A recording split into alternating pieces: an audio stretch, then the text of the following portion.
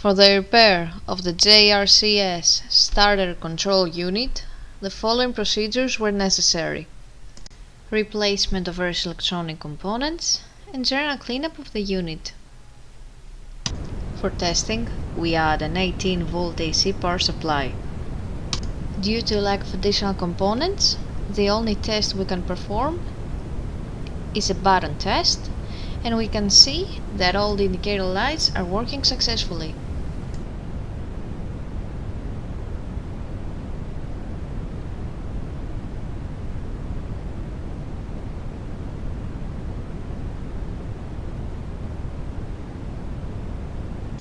It is now clear that the starter control unit is working successfully and is ready to be delivered to the customer.